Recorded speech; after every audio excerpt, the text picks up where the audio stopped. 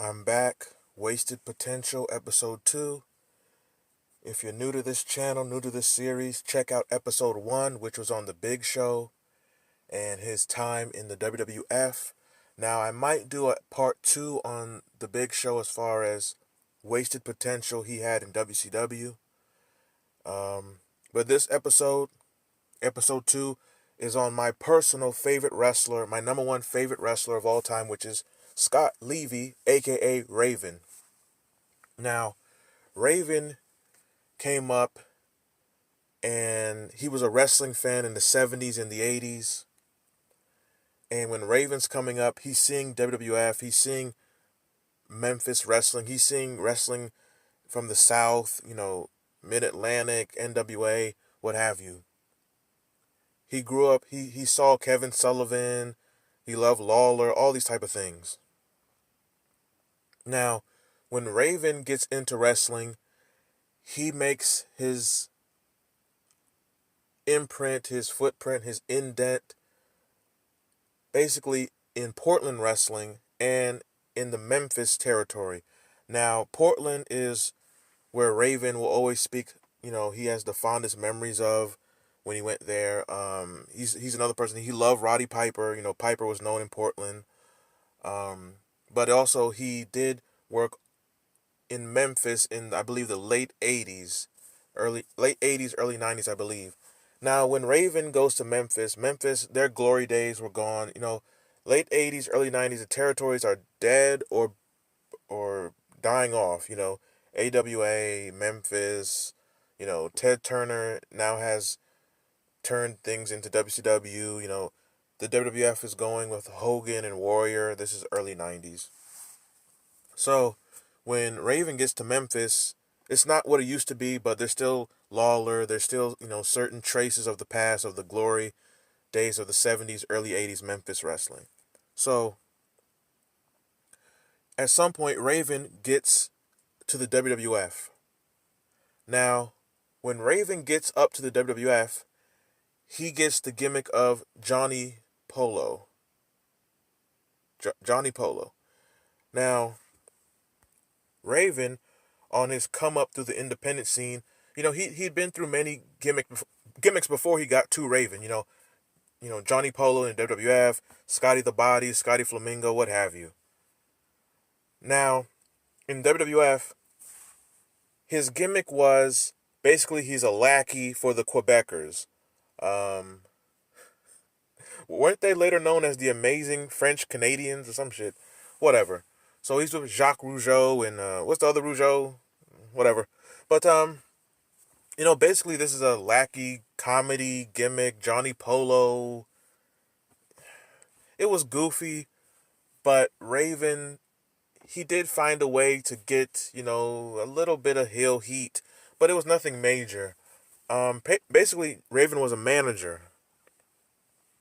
At this time, this is WWF in 93, 94. So, although he is Johnny Polo, the manager, he also eventually gets on commentary with Vince McMahon, and he starts working behind the scenes in production. He's working as a member of the office. Now, Raven, who was always a student of wrestling history, he learned from observing people. He learned from Lawler in Memphis. He learned ring psychology. He learned promos. Now he had learned production. Now, when Raven is a member of the office, basically, it was looked at as he was somewhat climbing a ladder behind the scenes, but Raven always desired to be a wrestler and a top wrestler. Well, he wasn't going to get that with the Johnny Polo gimmick. He was not seen as being more than that. This is the Vince McMahon classic formulaic. You're slotted in a position, so that's your position. Now, also at this time, you have a young Shane McMahon.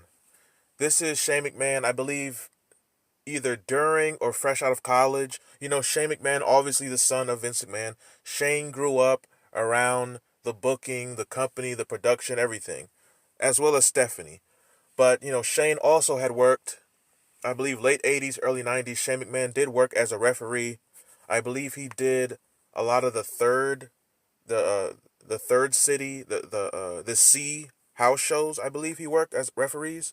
In the Hogan era, you had the A house shows, the B and the C. The A would be like the major arenas, the B would be like the minor arenas, and then the C would be like the gyms or auditoriums or I don't know, amphitheaters, whatever the hell they were. So Shane McMahon, he got his education as well in wrestling in a much closer, different way. So when Raven becomes a member of the office of the WWF working production, he befriends Shane McMahon. Now, Vince McMahon, who is a carny, but he's always looked down at wrestlers. There was always a thing in wrestling. There was always a thing of, if you're a promoter, the last thing you want is your daughter dating or marrying or being with wrestlers, and you don't want your son. You don't fraternize with the wrestlers in any form or fashion. So Shane McMahon and Raven became close friends, but eventually this became Shane and Raven is going to clubs and hanging out and getting drunk and partying. And this word gets back to Pritchard and McMahon and their team Patterson. And Vince McMahon is not pleased with this. He did not want Shane McMahon fraternizing with Raven, especially in the way that they were. Eventually, Raven leaves the WWF.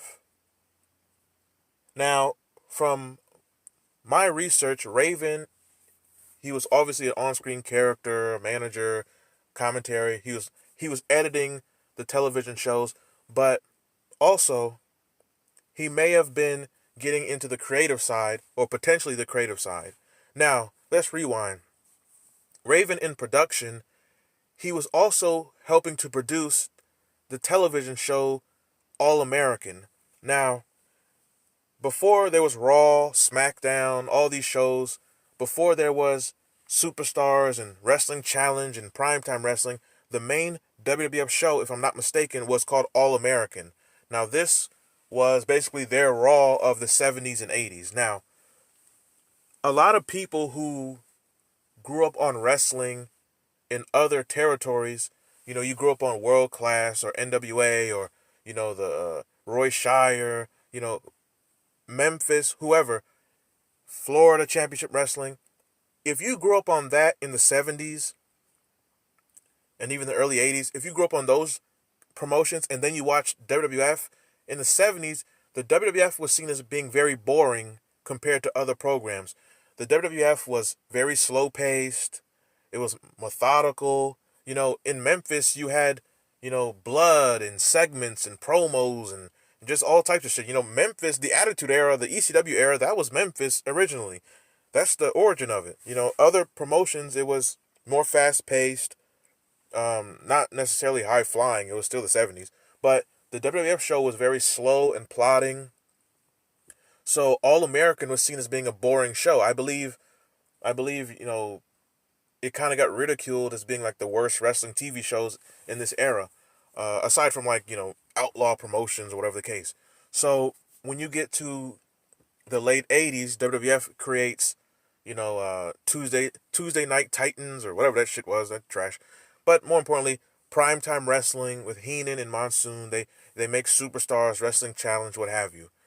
All American was really being, it was the CDEFG show. It wasn't important when you get to the late 80s, early 90s. So they put Raven in production, but he's editing All American.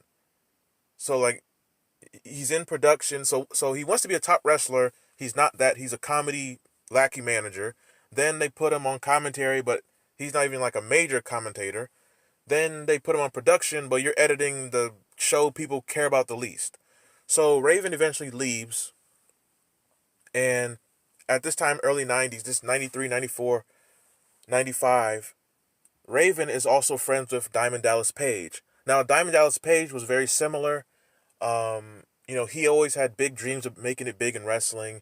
He infamously drove Honky Tonk Man's car at WrestleMania 6, I do believe. So he's in WCW, and he, much like Raven, is kind of a manager, not quite a lackey, but he's a manager, a lower level. And in 94, 95, he's also friends with Eric Bischoff, who was moved into power, but DDP still didn't get his position yet, and him, he and Raven, they were very similar, as in they had these goals of bigger heights, but it wasn't happening for whatever reason. They had to find themselves. They hadn't found themselves yet at this time.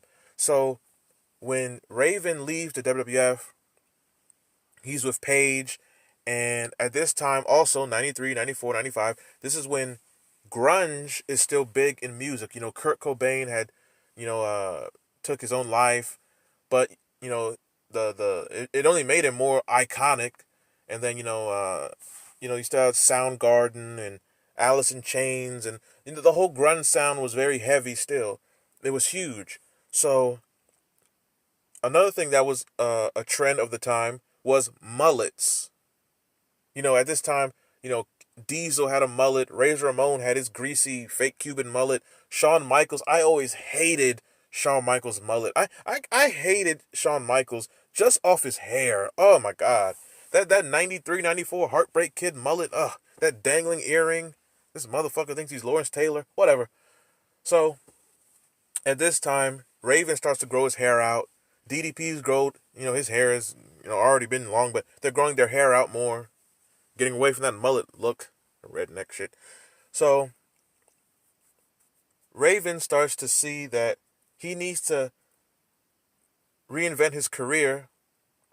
And the only way to do it is he has to take everything he's learned and apply that. But also, he has to completely do a total 180 from what people know him as being, which is a comedic, loser, pushover, Johnny Polo, and whatever the case. Scotty Flamingo and Scotty the Body, or Johnny the Body, or somebody's body, whatever. So he comes up with basically being the Kurt Cobain of wrestling. So he comes up with the character Raven. Now, Scott Levy did grow up with a father who I believe may have had substance issues, a father who did ridicule him in real life. So he did grow up with issues, and this played into the Raven character. The Raven character was a way of taking his real life dysfunction and transforming it into this new heel image that he would use, and he found his way to ECW. Now, when Raven gets to ECW, Paul Heyman had brought him in with the idea that this is a stooge and a spy from Vince McMahon, and he's going to be here and we're going to just job him out and get rid of him. Wrestling is a business of paranoia from everyone in it. So Heyman, who had come from WCW, where he was basically used and abused and whatever, he still had this paranoia about WWF and WCW and bigger leagues and all these types of things. So he still gives Raven a chance. So when Raven debuts in 1995 ECW, it's a completely different character. His hair is different. You look at a picture of Raven in 93 as Johnny Polo and look at him in 95, you wouldn't even know it's the same person. His hair is different, his dress is different, his mannerisms, his stature, everything is different. When he debuted in ECW, ECW was always the informed, smart, dirt sheet, internet, convention-going audience. So when he debuts, he's completely different, but I do believe that in his debut, or in the beginning months, the crowd would chant, Johnny Polo. They would chant this at him. So, smart marks always got to make things about themselves. I have to show that I know the inside, so I'm going to chant your old gimmick name. Just a bunch of dick lickers. Like, share, comment, subscribe again. Hit the Cash App. Now, when Raven debuts, he's methodical, he's darker. It's not that bright, shiny, childlike WWF Doink the Clown type. No. This is dark and damn near depressing. So that's the character. Now, speaking of internet marks and all that dirt sheet trash, Dave Meltzer, who at the time was covering ECW very heavily, he would attend shows in this era. I believe, 94, not 94, 95, 96, 97. He was attending certain ECW shows, I believe. And when Raven debuted on ECW television, Dave Meltzer, his review of Raven was, Raven is a new clone copycat version of The Undertaker. This is what Dave Meltzer wrote. He wrote that Raven was a baby Undertaker, a fake Undertaker gimmick. Now I don't know how you get Raven Undertaker. I don't see that. But that's Dave Meltzer. That's the typical fan. A fan has no vision. A fan wants to judge everything off of some shit they saw before. A fan has no vision. That's why when you're the performer, you have to have the vision. So Dave Meltzer, in his infinite lack of wisdom, called him the fake Undertaker, baby Undertaker, whatever the case. Which Raven knew because Raven was someone who did read dirt sheets. Raven always did interviews with Meltzer, for many years. He was close with him. Probably that small hat circle. Raven, Heyman, Meltzer, whatever, Auschwitz. And Raven does make his name. They start a feud with him and Tommy Dreamer, and there's Beulah and Francine and Bulldozer Brian Lee, and it's a whole, Stevie Richards, and it's a whole beautiful thing. So Raven has his iconic feuds with Dreamer. He has an iconic, oh my God, his storyline with the Sandman was just incredible. Sandman's son, the wife, the ECW World Title. Raven, this is an iconic character. When it comes to ECW, the most important people, obviously Heyman, Todd Gordon, but, Raven, Terry Funk, Dreamers, Taz, Sabu, Shane Douglas, Francine. There's so many important people to why that company is so iconic and legendary. And Raven is right up there, if not number one, as being important figures. Obviously, the barely legal pay-per-view, he's the world champion. He faces Funk. Funk wins at the end. Raven built his name. He transformed his position in wrestling. He's a completely different character. He was like the star of ECW. So at this time, Raven, he still wants to be bigger and bigger and bigger. And when he went to ECW, he saw ECW as being, counterculture and a revolution. But he thought that once they got on pay-per-view, being on pay-per-view is kind of like not the revolution. Being underground and people have to discover you is the revolution. So at this time, he's looking for even bigger heights. He felt that pretty much ECW had peaked at that time of Barely Legal 97. Plus, finances is something you always want. Now, at this time, Raven has also developed a drug problem, which had its effect on him and what have you. So, this was the heavy ECW drug scene. New Jack openly talks about doing cocaine right before he went through the curtain and being so high that he would leave the show and forget to get his pay and all types of shit. So that was going on. So Raven goes to WCW. Now, Eric Bischoff, who had a disdain for Paul Heyman and anything that wasn't WCW pretty much. Hell, he had disdain for people in WCW. But he signs Raven to a big contract. Raven comes in. Raven is the same character, mysterious. And for a long time, Raven's character was a character who just sat in the front row at shows, never spoke, never wrestled, and he was just mysterious. Now, when Raven was beginning to be used with promos and matches, he was positioned as a mid-carder. And it was inconsistent, his use. I mean, he would sometimes rarely have matches, and then when he did, it was kind of versus nobody. He never really had major storylines. You could say the biggest thing he did was losing the U.S. title to Goldberg. But, he had his feuds with Paige and Benoit and things like that. But he was never going to be a main eventer. It was said that people like Hulk Hogan did talk down on Raven behind the scenes. And, Hogan, the ultimate political player. But Raven, he was someone, he had friends. He was friends with Paige. He was friends with Kevin Nash. He was friends with a lot of people, but something had to have stopped him from getting that push. And the two things that did stop him are the alleged interference by Hogan, who, it was said that Hogan would be backstage when Raven is on the screen, and Hogan would just say, oh, this guy doesn't have it. He's not getting over, which is ridiculous. But then, what really makes no sense, and this is another video, the mind of Eric Bischoff. Eric Bischoff signs Raven from ECW, pays him huge money. He literally takes the ECW World Champion and brings him to Turner. But then in later years, when Bischoff is asked, why didn't you push Raven? Bischoff says, well, I don't like dark characters. He was such a dark character.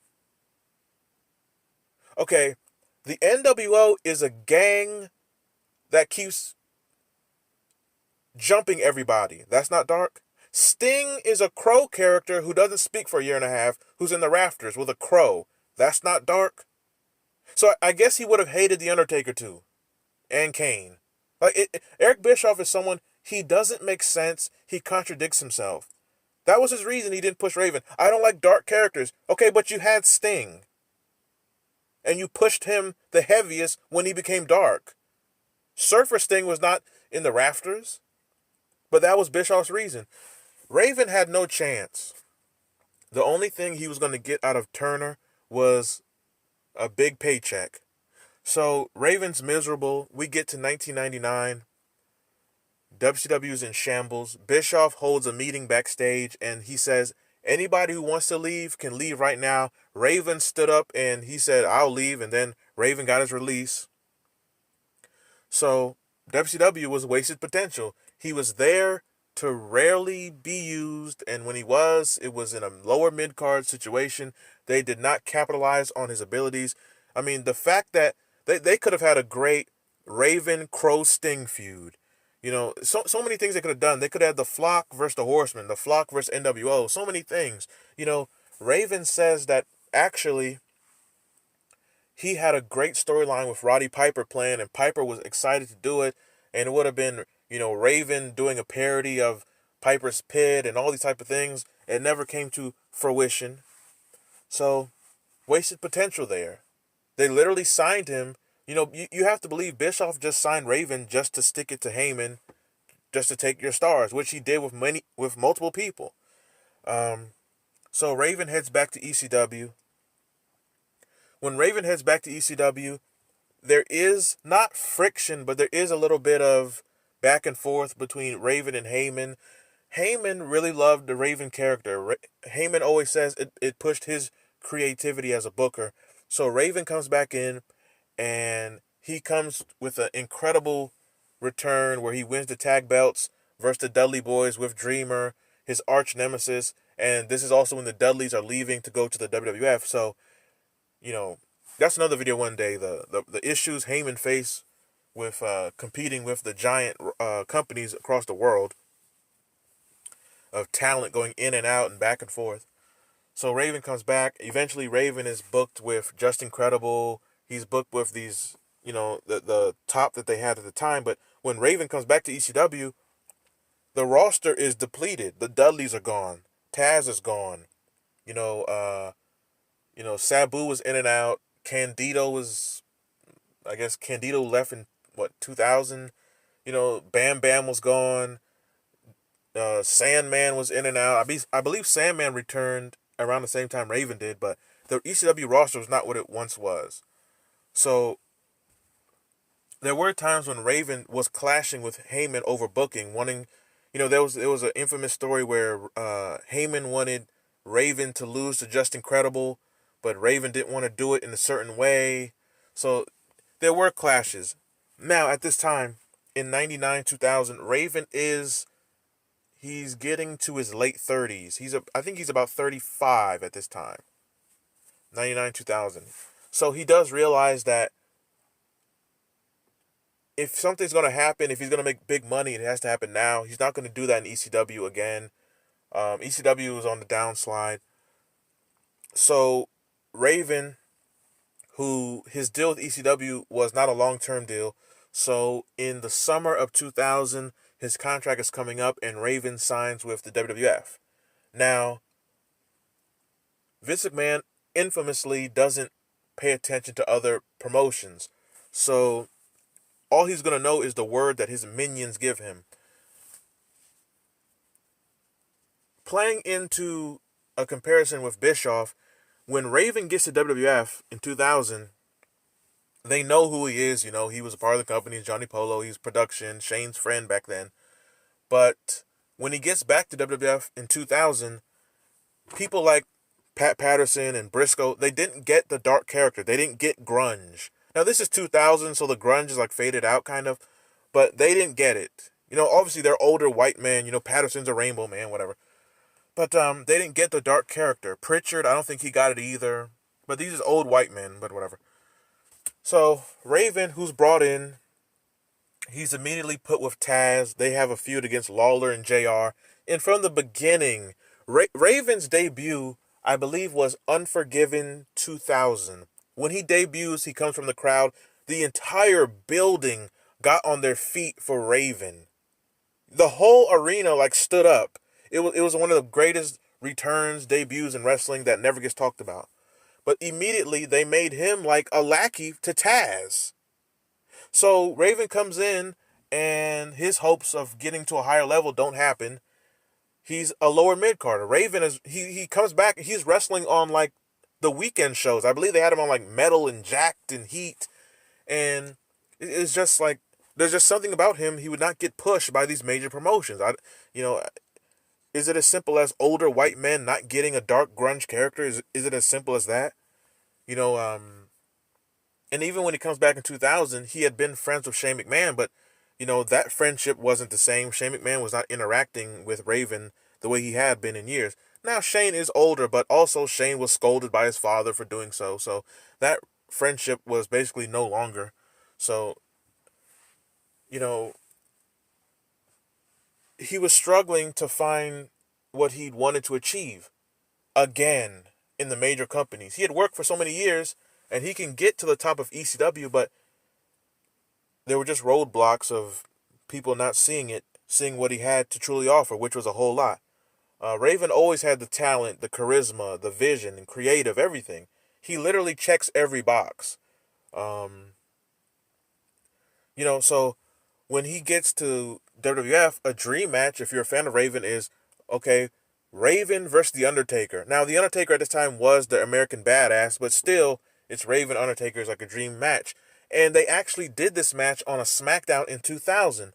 But it was literally just a match. It wasn't a storyline. It wasn't built up. And Undertaker just destroyed Raven. I believe he put him through a table, the announce table. It just happened. So you get into 2001. 2001, Raven, he's in the hardcore division, and he became him and Crash Holly. You can argue who's the best hardcore champion, but it's Raven, the biggest push he got was being the hardcore champion. So he would just remain a lower mid card. Then, in the Invasion storyline, he's just another guy, and then he starts having the dreads, which I always hated when Raven did the dreadlocks. But then they put him with Terry Runnels. Now, what's funny is my favorite wrestler ever is Raven, and my favorite female in wrestling, I would say my favorite female is Francine, but second is Terry Runnels. My favorite female in WWF history is Terry Runnels. I always loved Terry Runnels. She was another one. She was not used properly all the time. She had a lot to offer, but they put my two people together in '01, but by that time, they both were kind of not what they used to be to me. So I really loved Terry in 98, 99. But by '01, she was kind of pointless, and Raven had just been slotted as another guy on Heat. And they had the stupid Moppy storyline with Saturn. So then you get to '02, and Raven, he's back on commentary. And Raven, he was on Sunday Night Heat as a commentator in '02 for a very short time, but he was great. If you go back and watch those Heat episodes from April, May, I believe, of '02, his commentary is tremendous. It was him and I believe Jonathan Coachman. He would just roast the coach. It was beautiful. I believe it was him and Coach, and maybe it might have been him and Michael Cole. Maybe Michael Cole was on that, I believe. But he was great. But they moved him off, and they did a storyline. And the storyline they did was they put Raven with Jerry Lawler. And Raven, who grew up on Lawler, saw him, was around him. He finally got to work with Lawler. And apparently, miscommunication was they wanted Raven to not job to Lawler in Memphis, but then Lawler is wrestling in Memphis, so he's supposed to win, but some miscommunication, so then Lawler buries Raven in his book, so what have you. And, Raven, he couldn't get his footing in WWF. He just couldn't, for misunderstandings and just being slotted in a certain position. McMahon and his team, they never saw him as being Raven, a top guy. They saw him as still being Johnny Polo, just with a different look. So he was put back in the Johnny Polo of your mid card, lower card, and weekend shows and commentary. He got put right back in the same position. He worked. He left the company to rebrand himself, rebuild himself, and when he gets back years later, they put him in the same position.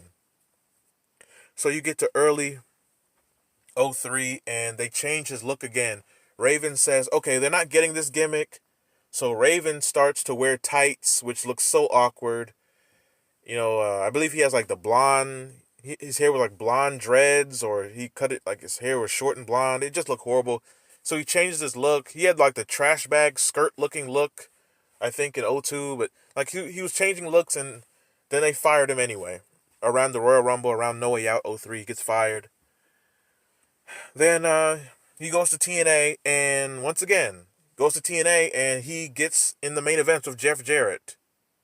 So it's just, in the lower companies, it's like the lower companies, they saw Raven's value. He was a main eventer. But those two bigger companies, he just ran into roadblocks of misunderstanding. So this is the wasted potential of Scott Levy, a.k.a. Raven. And this was just a pattern.